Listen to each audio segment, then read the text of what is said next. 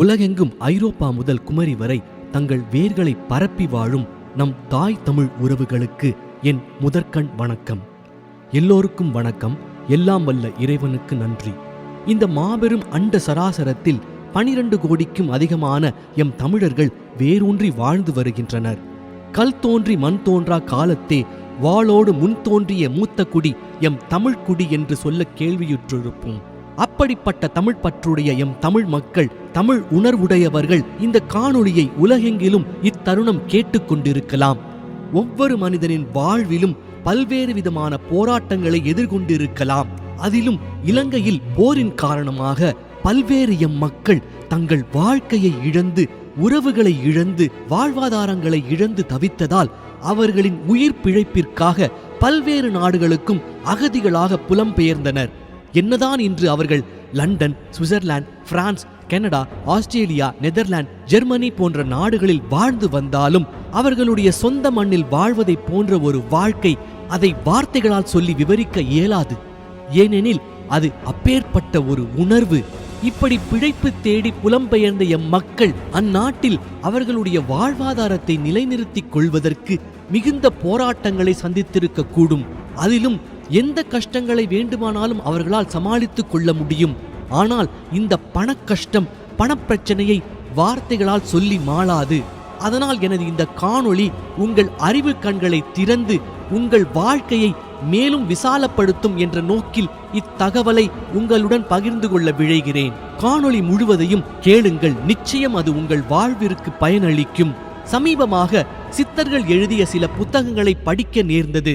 அதில் குறிப்பாக பணத்தை வசீகரிக்கக்கூடிய விஷயங்களை படிக்க நேர்ந்தது.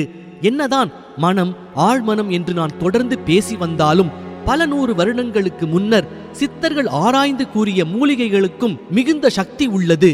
அவர்கள் கூறிய மூலிகைகள் மூலமாக மருத்துவர்களால் தீர்க்கப்படாத நோய்களும் தீர்க்கப்பட்டுள்ளன.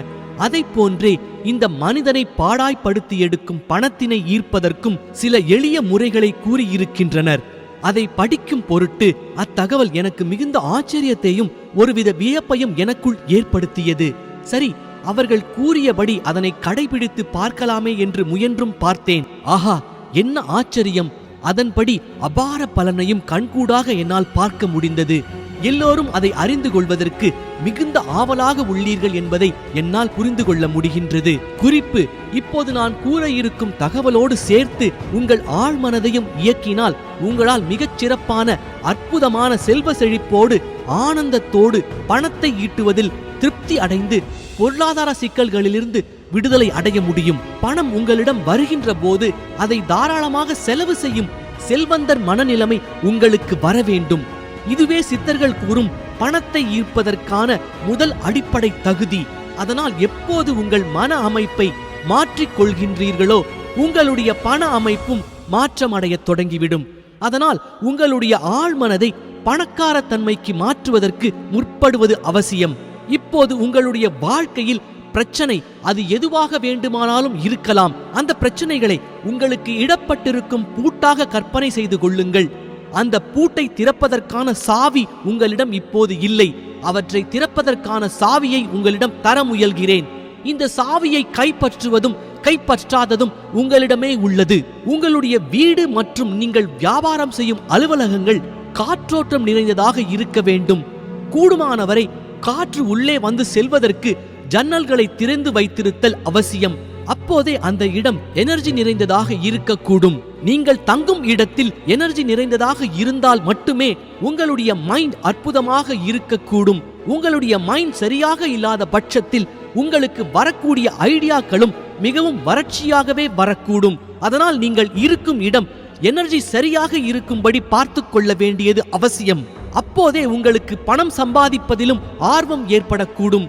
கங்கை நதியில் எப்படி நீர் வந்து சென்ற பிறகு எப்படி புதிய நீர் அதன் பின்னால் வந்து கொண்டே இருக்கின்றதோ அதை போலவே உங்களிடம் வரும் பணமும் செலவாகிக் கொண்டுதான் இருக்கும்.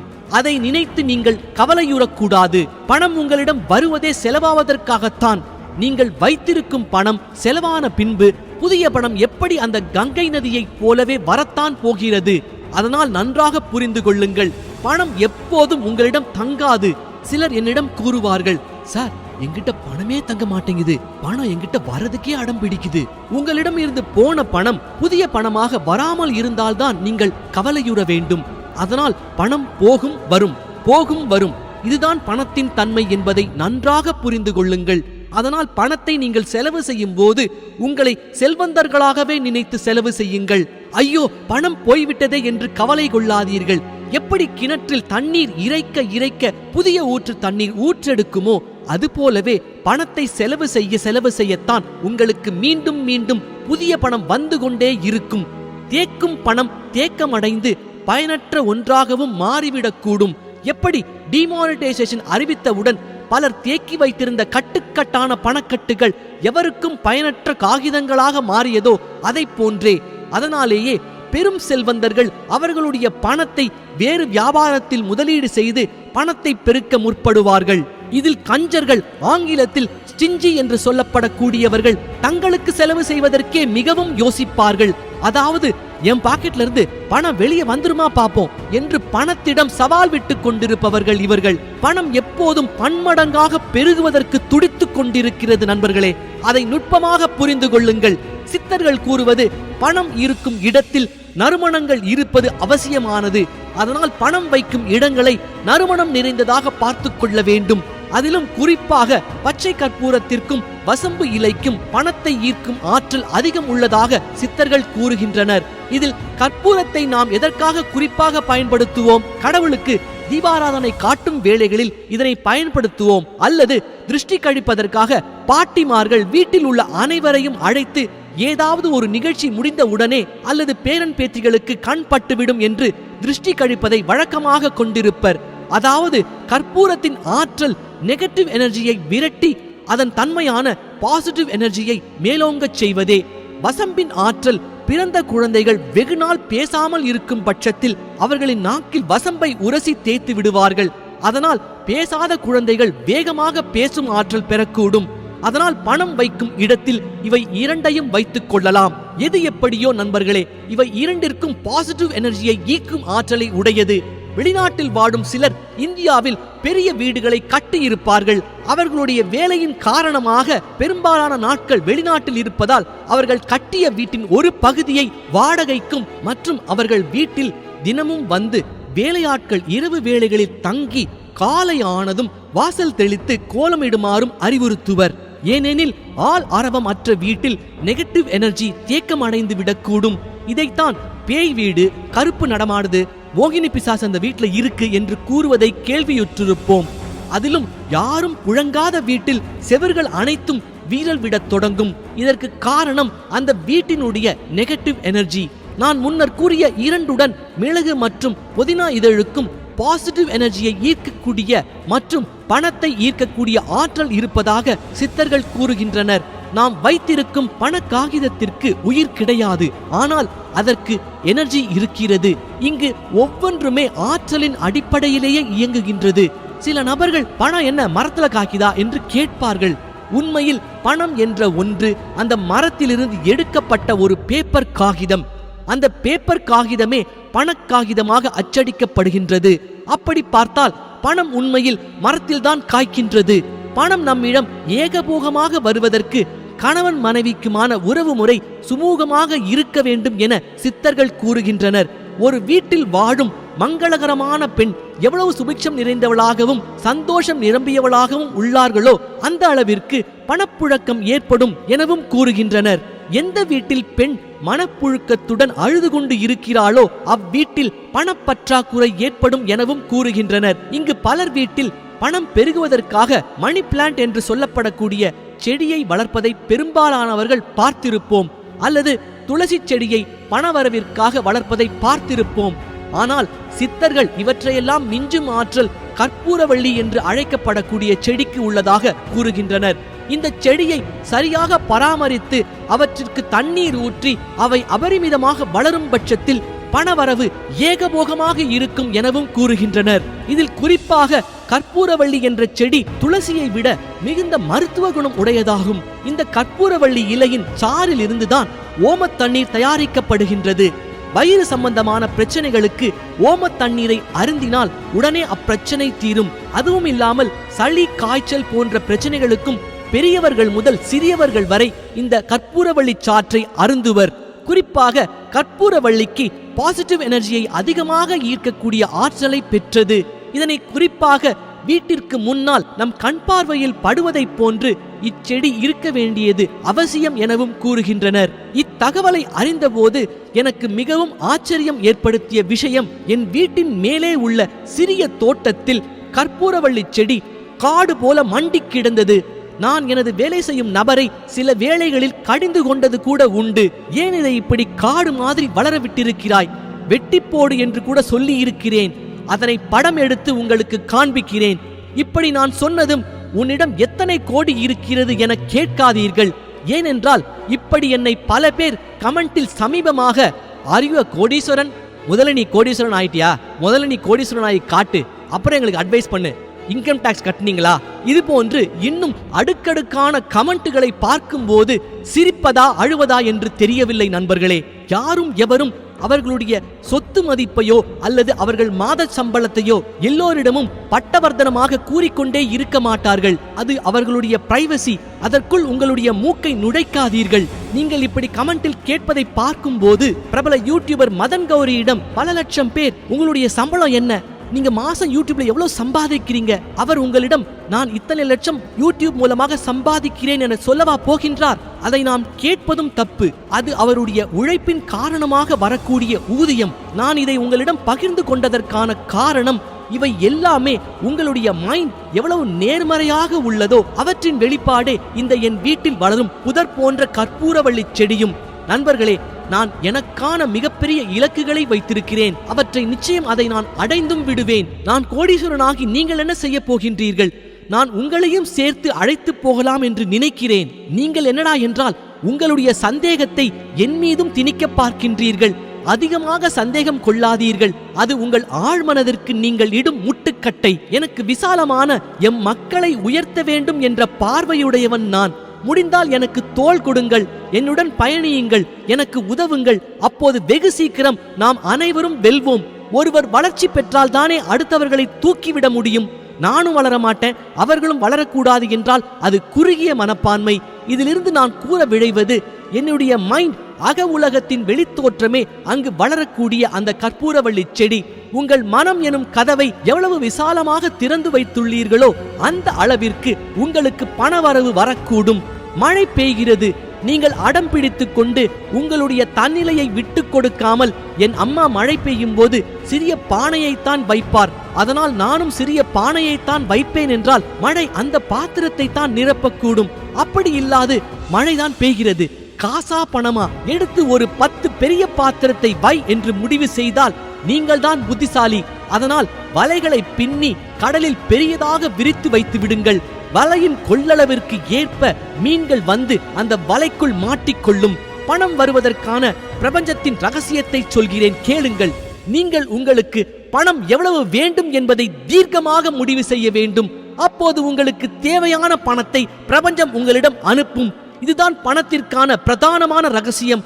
அதே போன்று நீங்கள் பணத்தை எவருக்காவது கொடுக்கும் போது சந்தோஷமான மனநிலையுடன் அவர்களுக்கு அந்த பணத்தை தர வேண்டும். அந்த பணத்தை வழி அனுப்பும் போது உங்கள் மனநிலையில் பணமே நீ என்னிடம் பன்மடங்காக திரும்பி வா என்ற மனநிலையுடன் கொடுத்து பாருங்கள். உங்களிடம் இருந்து சென்ற பணம் உங்களிடமே மறுபடியும் பன்மடங்காக திரும்ப வந்து சேரும். உங்களிடம் இருந்து பணத்தை வாங்கிய நபரும் அந்த பணத்தை சும்மாவா வைத்துக் கொள்ளப் போகிறார்?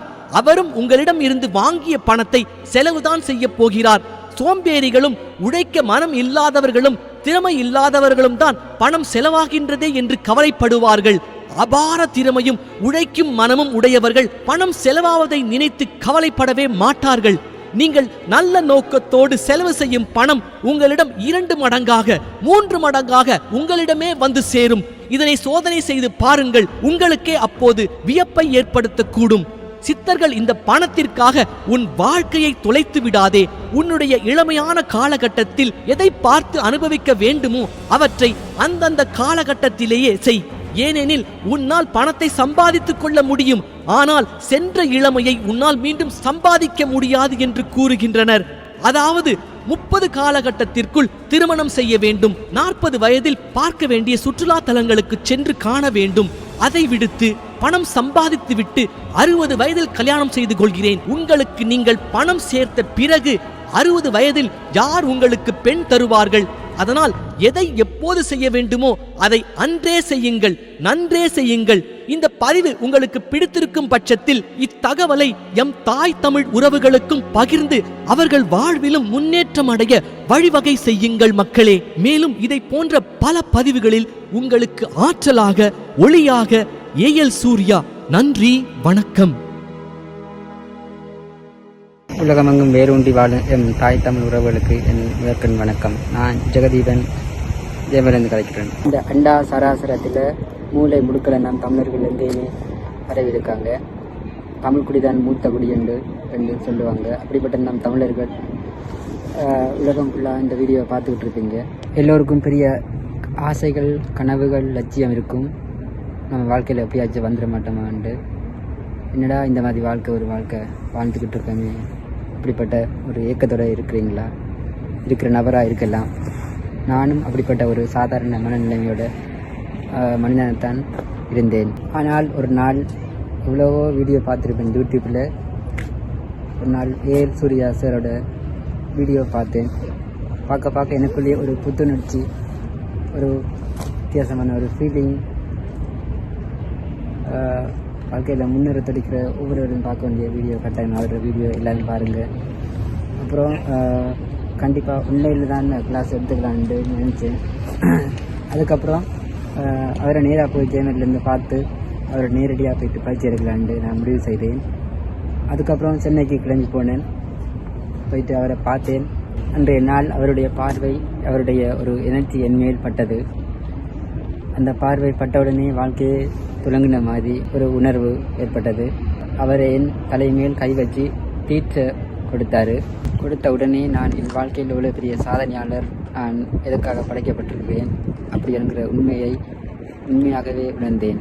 ஆனால் நீங்களும் வாழ்க்கையில் உத்தியோகத்தோட முன்னுக்கு வர வேணுமா? நான் செய்த மாதிரி நீங்களும் செய்யுங்க. ஏஎல் சூர்யா சார் உங்களுக்கு கிடைச்ச மிகப்பெரிய பொக்கிஷம். அவரை மிஸ் பண்ணாதீங்க. நிச்சயம் அவரை வீடியோ பாருங்கள், அவரை நேரடியாக போய் பயிற்சி எடுத்துக்கொள்ளுங்க. எல்லோரும் நன்மை அடையலாம். வாழ்க்கையில் எல்லா ஆற்றலும் எங்களுக்கு இருக்குது. அந்த ஆற்றலை வெளிக்கொண்டு வரத்துக்கு பயிற்சி வகுப்பில் கலந்து கொண்டு நான் சொல்லுவேன். நான் ஒவ்வொரு நாளும் டெய்லி விடிய காலையில் நான் இந்த தந்த பயிற்சியில் நான் தொடர்ந்து பின்பற்றிட்டு வரேன். எனக்கு வாழ்க்கையில் நல்ல சந்தோஷமாக இருக்கேன், மகிழ்ச்சியாக இருக்கேன். இதே நீங்கள் ரொம்ப உணர்வுபூர்வம் நான் சொல்கிறேன். வெளியில் பயங்கர ரொம்ப குளிர், -கிராத். இன்றைக்கு இப்படியாப்பட்ட ஒரு வரப்பிரசாதமாக கிடைச்ச இந்த தீட்சை, அதனால் எவ்வளோ பேர் இதை பார்த்துக்கிட்டு இருக்கலாம். பார்த்துட்டு என்னடா இது பொய்யா உண்மையா என்கிற உங்களுக்கு சந்தேகம் ஏற்படலாம். உங்கள் வாழ்க்கையில் பெரிய மாற்றத்தை கண்கூட பார்ப்பீங்க. இது சத்தியமான உண்மை. இந்த எல்லாம் இல்லை இறைவன் சக்தியும் பிரபஞ்ச சக்தியும் உங்களுக்கு கிடைக்கட்டும். வாழ்க்கையில் ஜெயிக்கணுமா? ஏஎல் சூர்யாவை போய் நேரடியாக பாருங்கள்.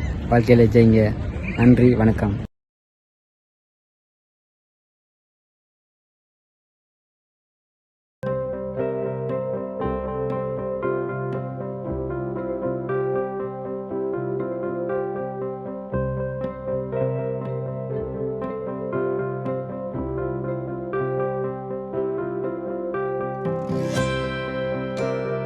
இதை போன்று மேலும் பல அபரிமிதங்களுடன் உங்களுக்கு ஆற்றலாகவும் நம்பிக்கை ஒளியாகவும் ஏஎல் சூர்யா. இந்த பதிவு உங்களுக்கு பிடித்திருக்கும் பட்சத்தில் இதனை உங்கள் நண்பர்களுக்கும் நல் உறவுகளுக்கும் பகிர்ந்து அவர்கள் வாழ்வை ஒளிரச் செய்து பிரபஞ்சத்தின் ஆசீர்வாதங்களை அபரிமிதங்களாக